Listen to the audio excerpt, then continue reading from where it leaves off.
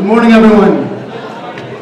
I want to thank you all for being here. Make sure you thank your teachers for investing their time to bring you to this presentation, which is, in my opinion, very important to remember the people that have fought for us and provided this opportunity of being free.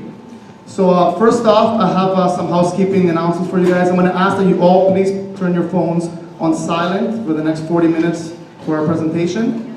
Also, some of your teachers might have told you, you all got a poppy on the way in. If you did not receive a poppy on the way out, please grab one. We're also accepting donations. The donations are going to be picked up next week. So on the way out, we have 2 donation boxes, so feel free. Anything you can give helps. So, just to take you through this, who is excited to get the iPhone X?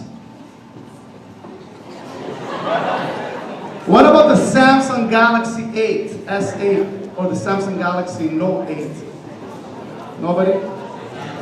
PS4 for Christmas? PS4? Xbox One? Now, these are all luxuries. That's my point. These are all luxuries. So, for us, that's what we're brought up. We're brought up, I want the iPhone X. You can't convince your parents within a few months. You finally convince them, you clean up your house, and you get the iPhone X with the potential. Wow, it's $1,000, so it's going to be hard to convince them with that. But the point is, these are luxuries that we've been brought up to. People in the past, their luxuries were, do I have a home to live in? Am I going to have food? Am I going to survive a bombing? So these are things they couldn't avoid, right? Their luxury was freedom.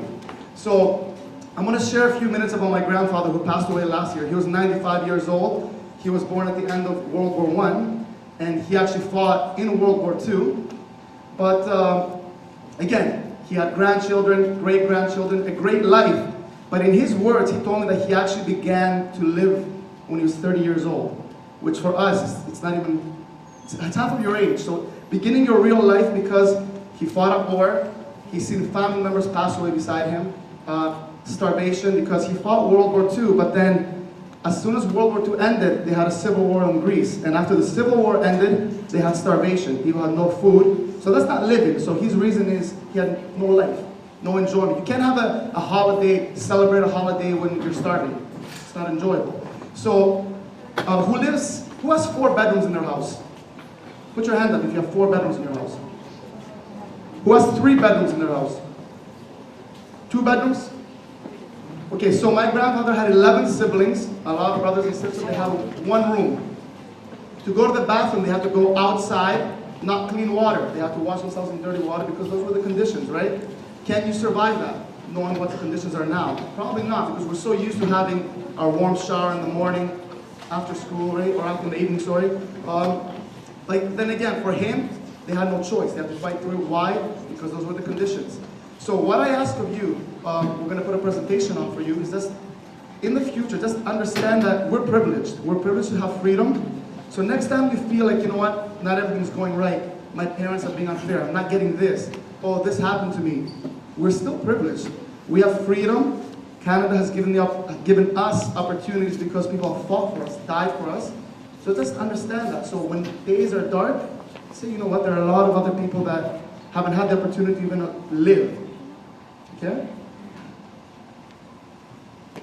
Squad, quick! March!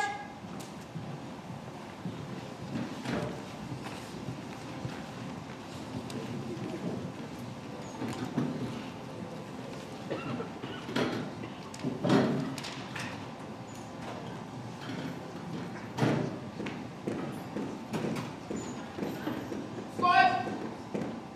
Halt! Squad left! Turn!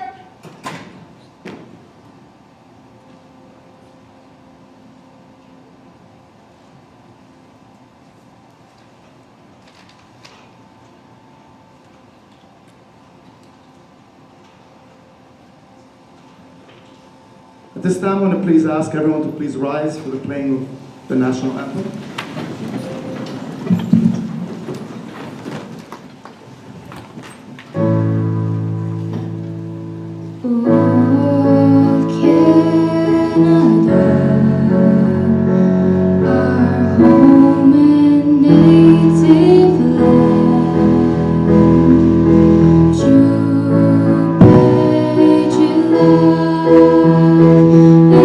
In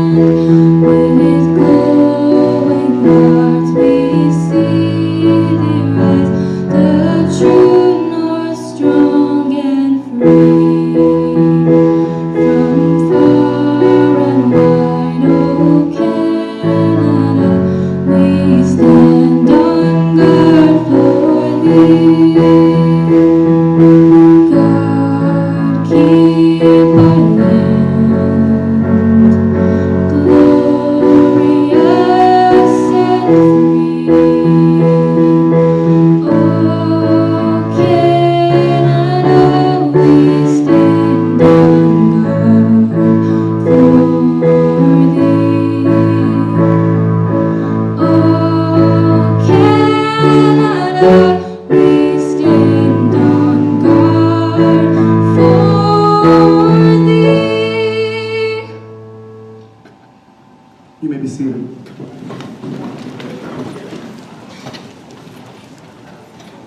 Squad flow.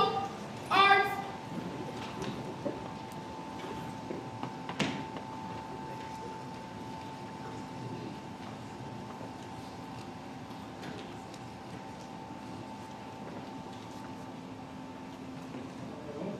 And I'm a speaker for the Memory Project. As you can see, I've been a soldier for quite some time. I've actually got 42 years in the military. I was asked today as a Memory Project speaker to speak about Remembrance Day and what it means to me.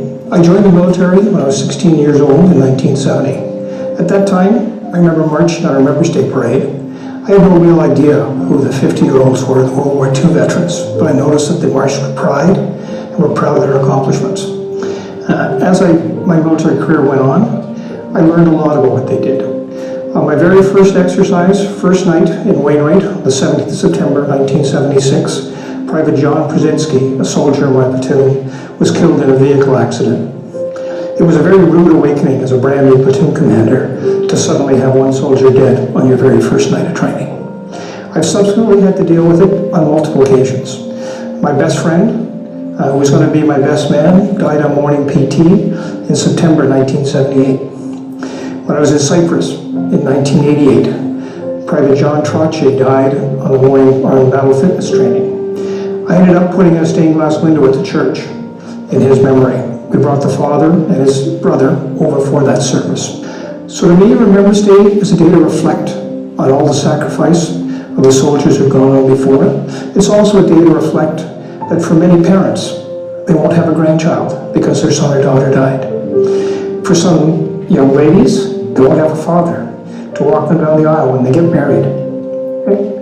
And I could go on and on. However, Remembrance Day is a day to go on parade or to be at a remembrance ceremony.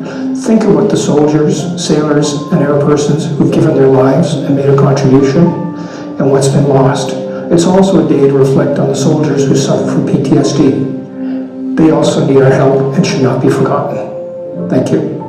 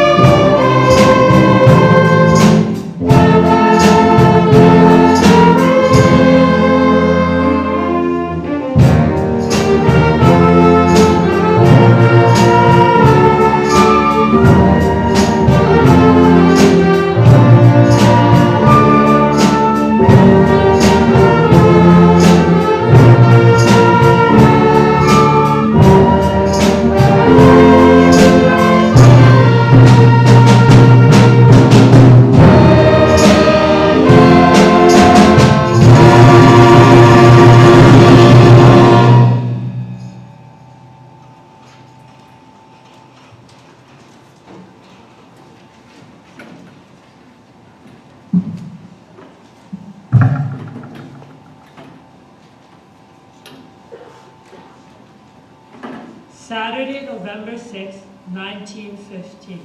Dear Mother, I will tell you how I spent my birthday. We went into the trenches the night before and... As it was raining cats and dogs. Our rations for the next day were spoiled and... We had nothing with which to break our fast. While poking around, I found a tin of bully beef and half a tin of jam, Which my pal and I divided between us. spreading the jam on the meat to take away the salty flavor. We were fairly ready for square feed when rations arrived next day.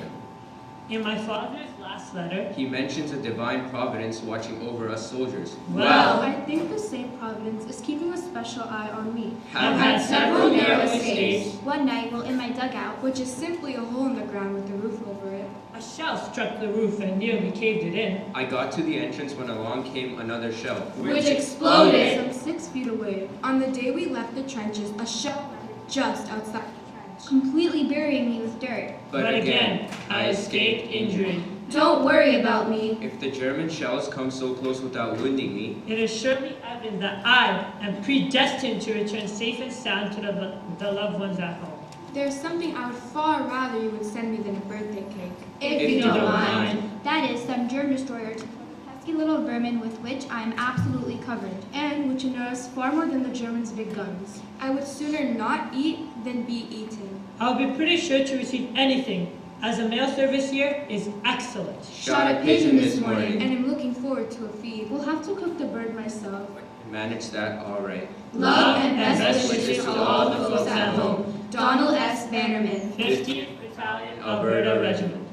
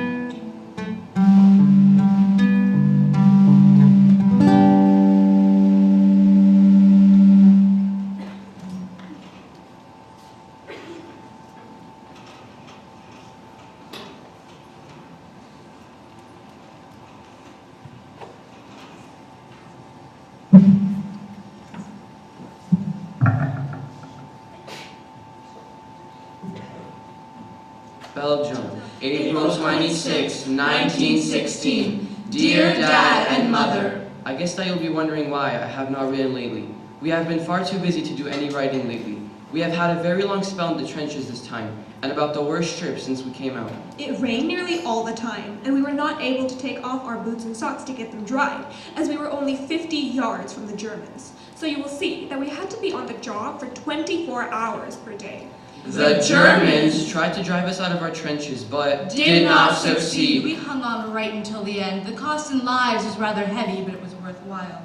Our position was a very important one, and the Germans were situated on high ground and they could look right down into our trenches. It was not safe to look over the parapet without using a periscope. They even kept us busy making periscopes, for as soon as they caught sight of one, they would snipe at it. I was doing a little sniping myself, but a German got ahead of me once and shot my rifle right out of my hand, almost breaking it in 2 pieces. Fortunately, the bullet missed me, but I got a small scratch on the ear from a piece of steel off my rifle. The bombardment started a couple of days later, and considering the small space of ground covered and the short time it lasted, it was the worst I have seen. I do not know how we managed to stay through it all. They were bombing us with huge 10 mortar bombs, loaded with anything from 20 to 60 pounds of high explosive. One of these bombs dropped on the next dugout to mine, and the first thing that I knew was that the roof and the wall had buried one of my boys and me. Fortunately, there were 2 or 3 of the boys close by to dig us out, and we did not even get a scratch. We were very disappointed that the Germans did not make an infantry attack on our line, for we were all ready and waiting for them, and we should have given them a very hot reception, but they did not come. I think they must have suffered a great deal more than we did, for our heavy artillery just blew their trenches all to pieces. And after the bombardment was finished, we could hear the groans and cries of their wounded men. I lost one of my best pals I ever had during that bombardment. He was not a Red Deer boy, but one of the reinforcements, and we had been chums together ever since he came out to France. Love to all, your loving son, Colin.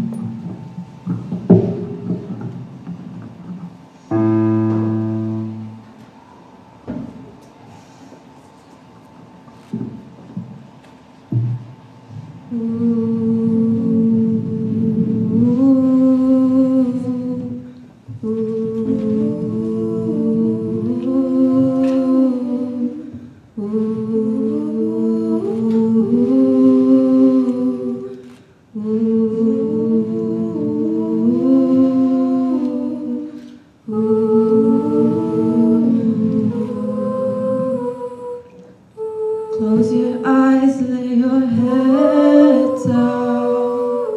Now it's time to sleep. May you find great adventure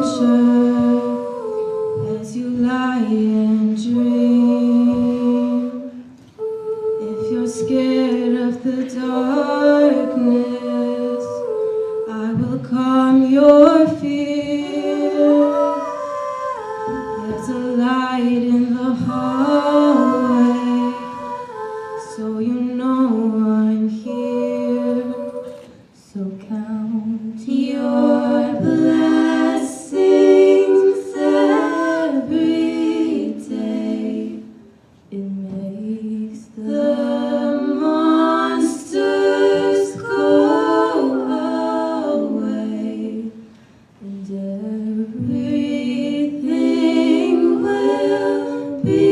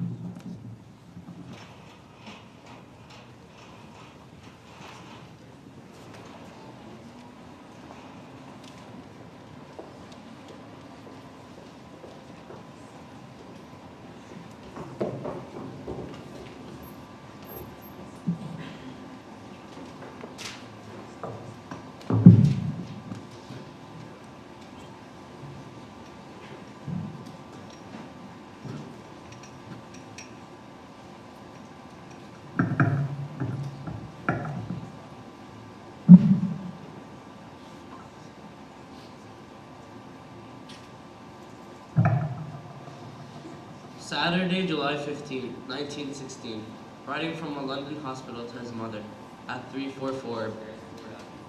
Private J.H. Dodd says, Dear Mother, I will try to tell you how I got wounded. You see, the 1st Division lost their trenches, but in 4 days' time they got them back again. Then the 2nd Division, of which my battalion is a part, were sent up to hold the 1st Division and hold line. My battalion were holding a very particular piece of the line, and our first day in was one continuous bombardment, in which lots were killed and others driven crazy. The portion we held off was called Sanctuary Woods behind the village of Hoot. Well, the next day was fairly quiet in the morning, but the German airplanes and balloons were up observing our position. And at about 4 p.m. we were in it again, worse than before. We all had to stand to with bayonets fixed as the Germans were making a counterattack. The shells were raining over. And one would wonder how on earth men could live under such a fire. I was standing next to a machine gun. We looked at each other as if to say, I think our time has come. When all at once in comes the shell that makes a hole big enough to bury a house in, killing some instantly and wounding another chum and myself. It sent one totally crazy and not even a wound of any kind on him. I got my hand tied up and waited until the shelling abated. 7 hours I waited in the trench. Then I and another wounded fellow with the assistance of 3 chums made our way for the dressing station about a couple of miles away. Shells were dropping on our right and left, but we made it quite safely. How the rest of the boys have fared, I can't say. But there were piles of wounded and dead when I was making my way out. And I tell you, I'm glad I am where I am today. Anyway, Mother, we held the Germans off. We have never lost a trench yet, and we always held what we were sent to hold.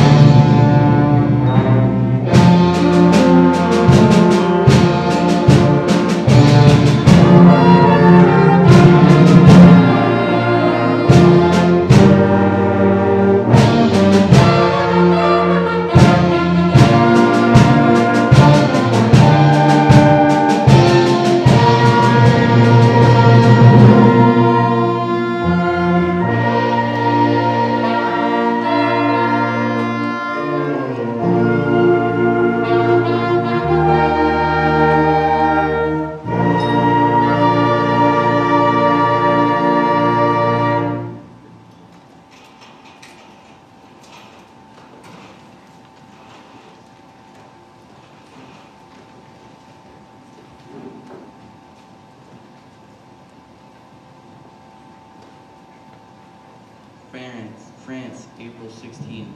1917. My dear mother, I have not written a letter for over a week and a half, as I have been in the trenches for 9 days, and it is impossible to write up there. You have no doubt heard before this of the advances of the Canadians and the capture of any ridge. I was in a pool of a battle. It was Hell. I got a small splinter of shrapnel through the fleshy part of my shoulder. It was very slight, and I went through it all with it. It was some battle, and I'm glad to say that I went through it, as it will be one of the biggest things in Canadian history.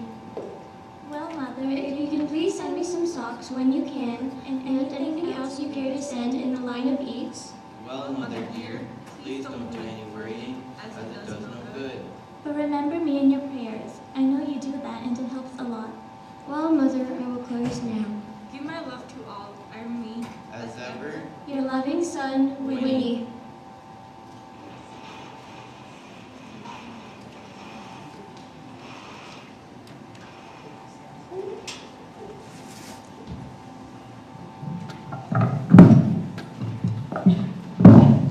We're approaching the end of our assembly, or presentation. We have one final number for all of you, but before we close it off, once again, I want to let you know about my daily routine. I have 4 kids at home, and during dinner I have a 5-year-old, a 3-year-old, a 1.5-year-old, and a 1-month-old. Very busy family. So the point of this is that I'm a person that believes that during dinner you should sit down with your family and discuss how your day goes.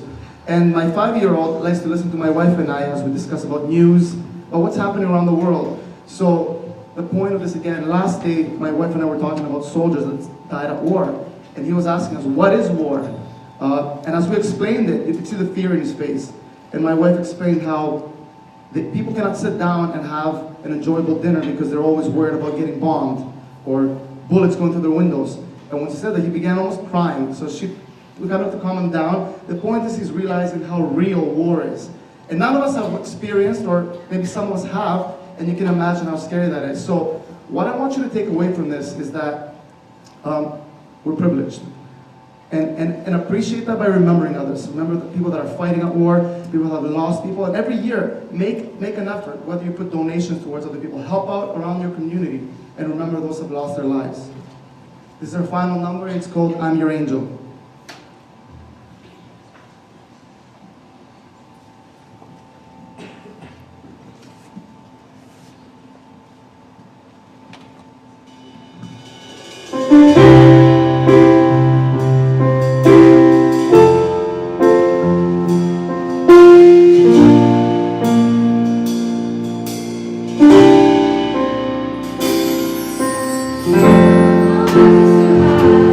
For you to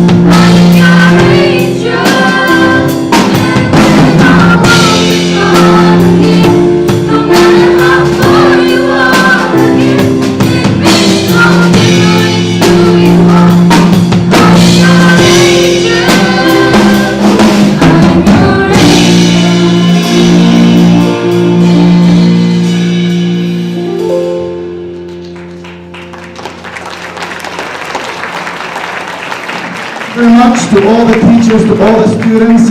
Remember to remember. And on your way out, please grab a copy. If you still have donations in your pocket, please drop them off on the donation box. Thank you and have a great Remembrance Day by remembering.